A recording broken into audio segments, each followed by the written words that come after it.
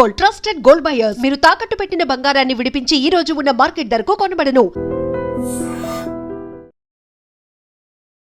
నమస్తే, welcome to I dream. నేను Rachel. కిడ్నీలో రాళ్ళు వస్తాయని మనందరికీ తెలుసు. మరి రాళ్ళు వచ్చిన తర్వాత ఎలాంటి జాగ్రత్తలు పాటించాలో కూడా తెలుసుకుంటూ ఉంటారు. కానీ వన్స్ కిడ్నీ అనేది ట్రాన్స్ప్లాంట్ చేసిన వాళ్ళకి కిడ్నీలో స్టోన్ వస్తుందా? ఒకవేళ వస్తే ఏం చేయాలి? అసలే కిడ్నీ ట్రాన్స్ప్లాంట్ అయిన పేషెంట్ రకరకాల కేర్ తీసుకుంటూ ఉంటారు. మళ్ళీ కిడ్నీలో స్టోన్ వస్తే ఇంకెలాంటి శ్రద్ధ వహించాలి?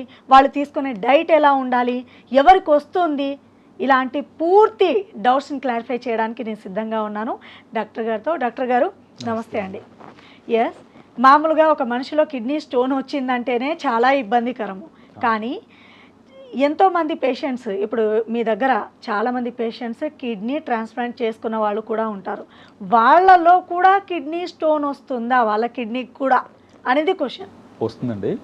కిడ్నీలో రాళ్ళు వాళ్ళకు కూడా వస్తాయి. కాకపోతే మనం ఏం చేస్తామంటే కిడ్నీ ట్రాన్స్ప్లాంట్ చేసే ముందే అసలు వీళ్ళకి ఇంతకుముందు వాళ్ళ సొంత కిడ్నీలు ఎందుకు పాడైపోయాయి, వాళ్ళ సొంత కిడ్నీలో ఇంతకుముందు రాళ్ళు ఏమైనా వచ్చాయా అన్నది చూస్తాం. అంటే కిడ్నీలో రాళ్ళు ఏర్పడే గుణం వాళ్ళకి ఉందా, అంటే ఏదో ఆక్సిలేటో మరోటో ఏదో కారణం వల్ల వంశపారంపర్యంగా కూడా కిడ్నీలో రాళ్ళు వస్తాయంట. కొన్ని ఉన్నాయండి, అలాంటివి కూడా కొన్ని ఉన్నాయి. కాకపోయినా అలవాట్ల వల్ల, ఇప్పుడు ఇంట్లో వాళ్ళందరూ తినే అలవాటే వాళ్ళ పిల్లలకు వచ్చి వాళ్ళు అవే తిని దానివల్ల రాళ్ళు రావచ్చు. అంటే వంశపారంపర్య జన్యు సంబంధమైన కాకపోయినా అవ్వచ్చు. సో కారణాలు ఏదైనా, ఇప్పుడు రాళ్ళు వచ్చే లక్షణం వాళ్ళకు ఉందా, అలాంటి గుణం ఉందా, ఇంతకుముందు వచ్చాయా అన్నది చూస్తాం ఫస్ట్. ఎందుకంటే ట్రాన్స్ప్లాంట్ చేసిన తర్వాత రాకూడదు కదా మనం, ఇప్పుడు అంటే వీలైనంత వరకు రాకుండా అదొకటి. తర్వాత డొనేట్ చేసే వాళ్ళు కూడా, డొనేట్ చేసే కిడ్నీలో కూడా అంతకుముందు ఇప్పుడు డొనేట్ చేద్దాం అనుకున్నప్పుడే అప్పటికే రాళ్ళు ఉన్నాయా, ఓ దాంట్లో రాయి ఉంది ఇంకో దాంట్లో లేదు, ఇలాంటివి ఏమైనా ఉన్నాయి, ఇవన్నీ చూస్తాం మనం. అయిన తర్వాత రాయి ఉంటే రాయి తీసి మరీ సర్జరీ చేస్తామండి. రాయి తీసేసి ట్రాన్స్ప్లాంట్ చేస్తాం. ఒక్కోసారి చిన్నదైతే అలాగని పెద్ద పెద్ద రాళ్ళు ఉంటే అసలు అబ్బాయి మీరు కిడ్నీ ఇవ్వడానికి పనికిరారని చెప్పాల్సిన అవసరం ఉంటుంది. ఎందుకంటే అది మళ్ళీ ఇచ్చిన తర్వాత వీళ్ళకి రాళ్ళు ఉన్న వాళ్ళకి ఇన్ఫెక్షన్ వచ్చే అవకాశం ఎక్కువ, ట్రాన్స్ప్లాంట్ చేసిన వాళ్ళకి ఇమ్యూనిటీ తక్కువ ఉంటుంది. ఇప్పుడు ఆ రాయితో ఇన్ఫెక్షన్ అది కొంచెం ఇబ్బంది వచ్చే అవకాశం ఎక్కువ. సో రాళ్ళు అంటే మరీ ఇంకా అడ్డం పడుతుంది అనుకుంటే తీసేసి. ఇంకోటి ఏంటంటే కిడ్నీ ట్రాన్స్ప్లాంట్ చేయించుకున్న వాళ్ళకి పనిచేసే కిడ్నీ ఒకటే ఉంటుంది కదా, పనికిరానివి పాడైపోయినవి 2 ఉంటాయి వాళ్ళ సొంత కిడ్నీలు. మూడోది ఇప్పుడు మనం కొత్తగా పెట్టిన కిడ్నీ ఒకటే, అదే పనిచేస్తూ ఉంటుంది. ఇప్పుడు దానికే రాయి అడ్డం పడింది అనుకోండి, సడన్గా ఇంకా వాళ్ళకి కిడ్నీ పనితనం అసలు ఏమీ లేనట్టు అయిపోతుంది. ఇప్పుడు 2 కిడ్నీలు పనిచేసి మామూలు వాళ్ళకి ఒక దాంట్లో అడ్డం పడినా రెండోది ఏదో పని చేస్తుంది, నొప్పి వస్తుంది, ఈ లోపల క్లియర్ చేస్తాం. కానీ ఒకటే ఉండి దానికి అడ్డం పడిపోతే సడన్గా యూరిన్ బంద్ అయిపోతుంది, ఇంకా అసలు మూత్రం రావడం ఆగిపోతుంది. అది కొంచెం ప్రమాదం. కాబట్టి వాళ్ళు కూడా ట్రాన్స్ప్లాంట్ అయిన వాళ్ళు ఇలాంటివి ముందే చెప్పి అట్టే పెడతాం కాబట్టి గమ్మున వస్తారు. మనం స్కాన్ చేసో ఏదో చూసి రాయి ఉందన్న విషయం చూసి గమనించి దాన్ని బయటికి తీస్తాం. ఇంకోటి ఏంటంటే మామూలు ఎనాటమీ కొంచెం మార్పు ఉంటుంది కదా, అంటే ఇప్పుడు మామూలుగా కిడ్నీ ఎక్కడ ఉంటుంది, దాని నుంచి మూత్రాశయానికి యూరిటరీ ఎలా ఉంటుంది, అదంతా స్టాండర్డ్గా ఉంటుంది అందరిలోనూ. కానీ ట్రాన్స్ప్లాంట్ చేసిన వాళ్ళకి వేరేలా ఉంటుంది కదా అది. ఎందుకంటే కిడ్నీ మనం పట్టుకొచ్చి ఒక మూల పెడతాం, కుడివైపుని కానీ ఎడమవైపుని కానీ పొట్టలో పెడతాం. మామూలుగా కిడ్నీ వెనక్కి ఉంటుంది, వెనక భాగంలో ఉంటుంది కదా, వెనక పెట్టరా, ఎక్కడ కిడ్నీ ఉంటుందో అక్కడ పెట్టాం. అసలు అక్కడ దాన్ని ముట్టుకోం, దాని మానాన్ని అలా వదిలేసి కొత్తగా వేరే చోట పొట్టలో కొంచెం కింద భాగంలో. ఓ మై గాడ్ వియర్స్, ఇన్ని రోజులు కిడ్నీ ట్రాన్స్ప్లాంట్ అంటే ఏ ప్లేస్లో పాడైతే అదే ప్లేస్లో పెడతారని నేను అనుకునే దాన్ని, అక్కడ అసలే కాదంట, పొట్ట భాగంలో పెడతారంట. చాలా జాగ్రత్తగా వినండి, ఇది చాలా యూస్ఫుల్ టాపిక్. ఎందుకంటే సమ్మర్లో చాలామంది ఈ ప్రాబ్లం ఫేస్ చేస్తూ ఉంటారు, వాటర్ ఎక్కువ తాగో తక్కువ తాగో. మరి ఇలాంటి వాళ్ళ కోసం యూజ్ అయ్యే ప్రోగ్రామ్ ఇది. మీరు ఇంతకుముందు అన్నారు పొట్టలో వేరే ప్లేస్లో, మరి ఆ వేరే ఆర్గన్కి ఏం ప్రాబ్లం ఉండదా? అంటే అక్కడ వేరే ఆర్గన్ అంటే అలా ఏం లేదండి, పొట్ట కొంచెం స్పేస్ క్రియేట్ చేసి మనం పెడతాం. అదేం ఇబ్బంది అవ్వదు మనకి ఎక్కడ, అంటే రెస్ట్రిక్టెడ్ స్పేస్ ఏం కాదు కాబట్టి కిడ్నీ పెట్టిన తర్వాత కూడా ఇబ్బంది ఏమి ఉండదు వాళ్ళకి. ఓకే. సో అక్కడ కిడ్నీ పెడతాం కాబట్టి ఎనాటమీ కొంచెం వేరేలా ఉంటుంది. మామూలుగా న్యాచురల్గా నేటివ్ కిడ్నీ ఉన్నదానితో పోలిస్తే కొంచెం వేరేలా ఉంటుంది. సో కొంచెం ఎక్స్పీరియన్స్ ఉన్న యూరాలజిస్టులు, గతంలో ట్రాన్స్ప్లాంట్ చేసిన వాళ్ళ దగ్గరికే తీసుకెళ్తాం మనం. ఆ రాయి బయటికి తీయించాలన్నా, దానికి ఏమైనా స్టెంట్ పెట్టాలన్నా, మళ్ళీ ఏమైనా మార్పులు చేయాల్సి వస్తే. కిడ్నీ కూడా స్టెంట్ పెడతారు. కిడ్నీ నుంచి బ్లాడర్కి ఇది వచ్చే యూరిటర్ ఉంటుంది కదా, అందులో అడ్డం పడితే దానికి స్టెంట్ పెడతాం మనం. మామూలుగా స్టెంట్ అనేది ఏదైనా గొట్టంలో అడ్డం పడుతున్న చోట పెడతాం మనం, మెటల్ అది పట్టుకొచ్చి ప్లాస్టిక్ది కానీ పెడతాం. కిడ్నీలో కూడా స్టెంట్ పెడతాం. ఓకే. ఇప్పుడు దానివల్ల స్టోన్ బయటికి వెళ్ళిపోతుంది అంటారా? అంటే స్టోన్ ఒక్కోసారి క్రష్ చేసేసి స్టెంట్ పెడతారు, అప్పుడు దాన్ని బయటికి వెళ్ళిపోతుంది. లేదా స్టోన్ ఫిష్ చేసి బయటికి అంటే తీసేసి ఆ తర్వాత స్టెంట్ పెడతారు. స్టెంట్ పెట్టడం వల్ల ఏంటంటే అడ్డం పడకుండా ఉంటుంది, అందులోంచి వెళ్ళిపోయే అవకాశం ఎక్కువ ఉంటుంది. డాక్టర్ గారు నాకు ఒక పెద్ద డౌట్ వచ్చింది. ఇప్పుడు ఒక కిడ్నీలో స్టోన్ ఫామ్ అవ్వడం స్టార్ట్ అయ్యింది, ఇంకో కిడ్నీకి కూడా వచ్చే అవకాశం ఎంతవరకు ఉంటుంది? 2 కిడ్నీలలో ఒకటేసారి స్టోన్స్ ఉన్న వాళ్ళు కూడా వస్తారా మీ దగ్గరికి? ఉంటారండి. ఇప్పుడు ఆ స్టోన్ ఎందుకు ఫామ్ అయిందన్న దాన్ని బట్టి ఉంటుందండి. ఇప్పుడు ఉదాహరణకి ఆక్సలేట్లు ఎక్కువ తినడం, ఎందుకంటే అది కామన్ కాజ్ కాబట్టి. ఎక్కువ ఆక్సలేటు తినేవాళ్ళు ఉన్నారనుకోండి, కాల్షియం తక్కువ తిని ఆక్సలేట్ ఎక్కువ తినేవారికి, వాళ్ళకి కిడ్నీలో స్టోన్స్ ఫామ్ అయ్యే అవకాశం ఉంది. అది యూజువల్గా ఒక దాంట్లో ముందు మొదలై ఒకటి కొంచెం ఎక్కువ ఉండి 2 తక్కువ ఉండి అలాంటి అవకాశాలు ఉన్నా రెండిట్లోనూ ఫామ్ అయ్యే అవకాశం ఎక్కువ. అలా కాకుండా ఏదో ఒక కిడ్నీకి ఇన్ఫెక్షన్, పైలోనెఫ్రైటిస్ అంటారు, ఏదో ఒక కిడ్నీకి ఇన్ఫెక్షన్ వచ్చింది, తర్వాత కొంచెం దెబ్బతింది, అది సరిగా చేయలేకపోతే ఇలాంటి ఇబ్బందులు వచ్చినప్పుడు అలాంటి పరిస్థితి వస్తే ఒక దాంట్లో స్టోన్ ఎక్కువ ఫామ్ అయ్యే అవకాశం రెండో దాంతో పోలిస్తే ఉంటుంది. అందుకే సాధారణంగా చాలామందికి రెండిట్లోనూ స్టోన్ ఫామ్ అయ్యే అవకాశం ఉంటుంది. అండ్ నేను ఇంకో విషయం కూడా వింటూ ఉంటాను, ఒక్కసారి కిడ్నీకి ఏదైనా 2 కిడ్నీలో ఒక కిడ్నీ పాడైతే ఇంకో కిడ్నీ పనితనం ఎక్కువ అయిపోయి అది కూడా త్వరగా పాడయ్యే అవకాశాలు ఉంటాయంటారు, వాస్తవమేనా? అంటే ఇప్పుడు ఒక కిడ్నీ పూర్తిగా పాడైపోయింది అనుకోండి, పూర్తి పని అంతా రెండో దాని మీద పడుతుంది కదా. అంటే మామూలుగా అదేంటంటే సింగిల్ నెఫ్రాన్ జిఎఫ్ఆర్ అంటారు, అంటే దాని పనితనం పెరుగుతుంది, ఫిల్టరేషన్ పెరుగుతుంది ఆ రెండో కిడ్నీలో. అలా పని ఎక్కువ అయిన కిడ్నీకి కొన్ని ఏళ్ల తర్వాత ప్రోటీనూరియాలు డెవలప్ అవడం, అంటే ఎఫ్ఎస్జిఎస్ అంటారు, కొన్ని రకాల కిడ్నీ ఇబ్బందులు వచ్చే అవకాశాలు ఉంటాయి. అంటే వెంటనే అయిపోతుందని కాదు.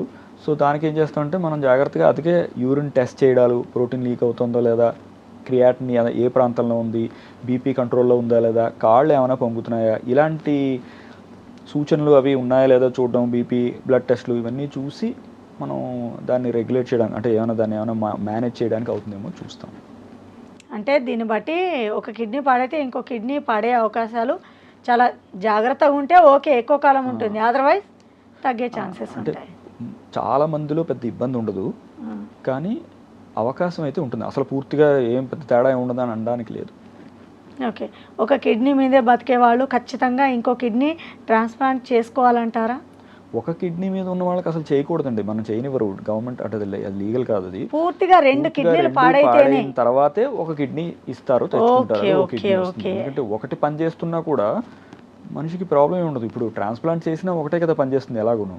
సో వాళ్ళ సొంత కిడ్నీలో ఒకటి పాడైపోయి ఒకటే పని చేస్తున్నా కూడా అవసరం లేదు, ట్రాన్స్ప్లాంట్ అవసరం లేదు, బాగానే ఉంటారు, వాళ్ళకి ఏం ఇబ్బంది ఏమి ఉండదు.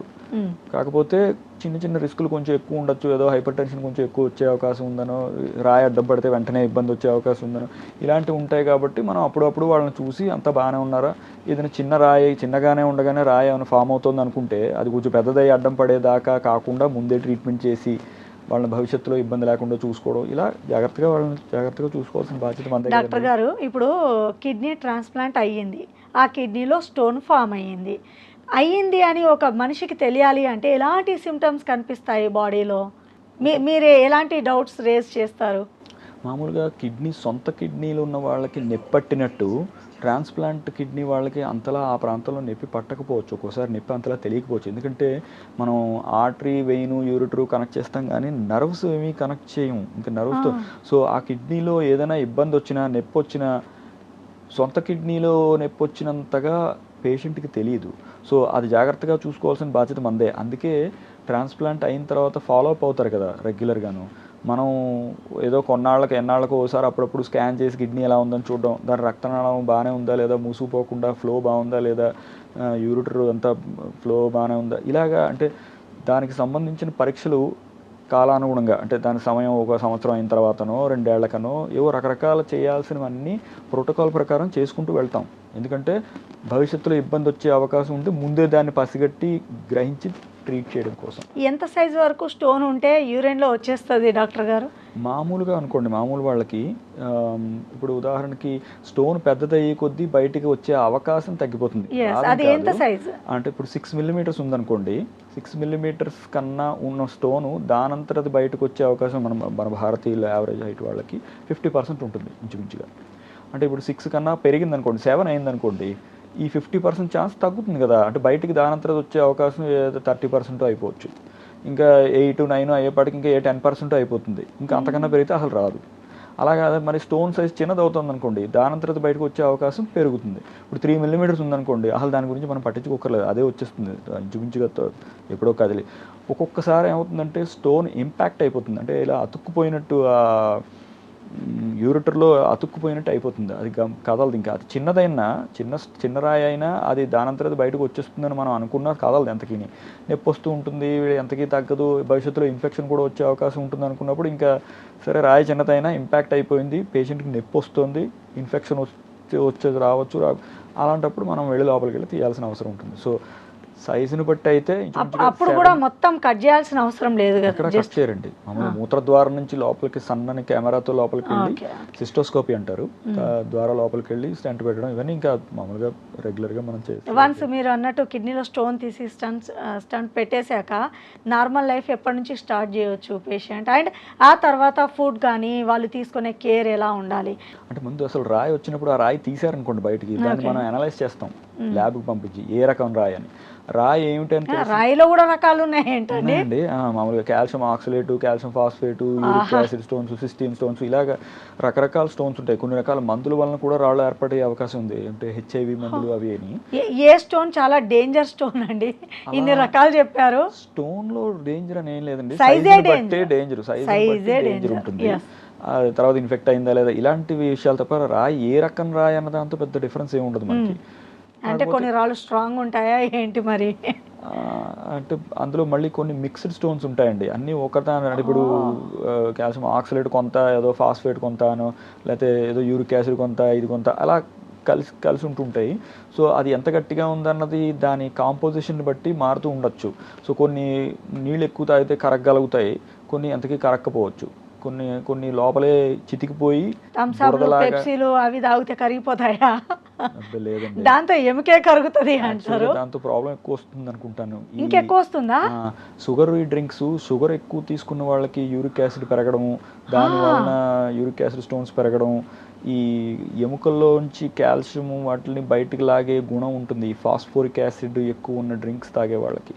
సో ఇలాగ వీటన్నిటితో అది అంతకన్నా శుభ్రమైన నీళ్లు తాగడం మంచిది. అంతేగాని ఆ నీటి బదులు కోకోకోలా తాగుతా, అంటే కోకోకోలా అనేది ఏదో నేనని కాదు, కోలా డ్రింక్స్ అన్ని మామూలుగా ఈ కూల్ డ్రింక్స్ ఫ్రిడ్జ్ లో పెట్టి అమ్ముతూ ఉంటారు, అవి చాలా ఎక్కువ ఉంటుంది అందులో, అంటే అంత షుగర్ ఒకప్పుడు కాలంలో అది గోలీ సోడా తాగేవాళ్ళు సమ్మర్ వచ్చిందంటే, అది కూడా ప్రాబ్లమే. అది ఇంకా పర్వాలేదండి, ఎందుకంటే అందులో నీరు, కార్బన్ డైఆక్సైడ్, గ్యాస్ రెండే ఉంటాయి, యాడ్ చేస్తే అదేది కొంచెం ఏదో నిమ్మకాయో ఏదో పిండితే పిండొచ్చు, అలాంటి దాంతో పెద్ద అంత ఇబ్బంది అవదండి. షుగర్ ఎక్కువ ఉన్న డ్రింక్స్, షుగరీ డ్రింక్స్ తోటి ప్రాబ్లం ఎక్కువ ఉంటుంది. సాల్ట్ ఎక్కువ ఉన్నా కూడా అంతే, సాల్ట్ ఎక్కువ తినే వాళ్ళకి ఆ సాల్ట్ బయటకు వచ్చేటప్పుడు అది కొంత కాల్షియం కూడా లాక్కుని వస్తుంది బయటికి. అవును, మీరు అన్నది వింటుంటే సాల్ట్ ఎక్కువగా తినే వాళ్ళకి కిడ్నీలో స్టోన్స్ ఫామ్ అయ్యే ఛాన్సెస్ ఎక్కువ అంటారు, వాస్తవమేనా? అవునండి, కాల్షియం మనం ఎక్కువ ఉప్పు తింటే ఆ సోడియం బయటికి రావాలి కదా, మరి శరీరంలోంచి బయటికి యూరిన్లోంచి వచ్చేటప్పుడు ఆ సోడియంతో పాటు కొంచెం కాల్షియం కూడా వస్తుంది బయటికి. అంటే ఉప్పు ఎక్కువ తిన్న వాళ్ళకి యూరిన్లోకి కాల్షియం ఎక్కువ వస్తుంది, దానివల్ల మరి అంటే యూరిన్లో కాల్షియం ఎక్కువ వస్తే అది డిపాజిట్ అయ్యి ప్రెసిపిటేట్ అయ్యే అవకాశం ఎక్కువ ఉంటుంది కదా. So calcium stones, calcium oxalate అవ్వచ్చు, కాల్షియం ఫాస్ఫేట్ అవ్వచ్చు, ఇవి ఫార్మ్ అయ్యే అవకాశం ఎక్కువ ఉంటుంది వాళ్ళకి. సో అది తగ్గించాలంటే మామూలుగా రాళ్ళు ఎక్కువ ఉన్న వాళ్ళకి పంచదార తగ్గించమని చెప్తాను యూరిక్ యాసిడ్ కోసం అని, ఉప్పు తగ్గించమని చెప్తాను కాల్షియం వాటి కోసం. ఇంకా మామూలుగా రాయి ఏమిటి అన్నది తెలిస్తే మనకి, ఆక్సలేట్ అయితే దానికి నియమాలు దానికి ఉంటాయి, యూరిక్ యాసిడ్ అయితే దాని నియమాలు దానికి ఉంటాయి, మందులు ఏవి వాడాలి ఏవి వాడకూడదు అన్నవి ఉంటాయి. ఇలాంటివన్నీ స్పెసిఫిక్గా ఏమిటి వచ్చింది అన్న దాన్ని బట్టి మనం వాళ్ళకి నియమాలు చెప్తాం. ఇంకా కిడ్నీలో స్టోన్ వచ్చిన వాళ్ళు అయితే అసలు పాలకూర టమాటా మిక్స్ చేసి వండుకొని తినొద్దు అని ఒక ప్రచారం ఉంది, ఇది ఎంతవరకు వాస్తవమో తెలియదు, అసలు వాళ్ళు తినొచ్చో లేదో కూడా తెలియదు. అంటే అది మామూలుగా ఈ పాలకూర వాటిలో, అంటే ఆకుకూరల్లో ఆక్సలేట్లు ఎక్కువ ఉంటాయండి, కాల్షియము ఇలాంటివన్నీ వీటిల్లో. అంటే ఇప్పుడు వాళ్ళని బహుశా అలా అంటే నేనైతే అలా స్పెసిఫిక్గా పాలకూరకి టమాటాకి అలా నేనేం ఎప్పుడు చెప్పలేదు, కానీ నేను అనుకోవడం ఏంటంటే వీటిల్లో కూడా ఆక్సలేట్లు ఎక్కువ ఉండేవి, పలు రకాల ఫుడ్స్ అన్నీ కలిపి అవే తింటే ఇంకా బహుశా వాళ్ళకి ఆ రోజు లోడ్ ఎక్కువయ్యి ఇబ్బంది వస్తుందేమో అన్న ఉద్దేశం. అంతేకాని సాధారణంగా రాయి అన్నది ఒక్కరోజు మీరు చేసిన దాన్ని బట్టి కన్నా జనరల్ అలవాటుని బట్టి, ఎందుకంటే రాయి ఒక్క రోజులో ఫార్మ్ అయిపోతుంది, ఏంటంటే ఒక టైం పడుతుంది కదా రాయి ఫామ్ అవ్వడానికి.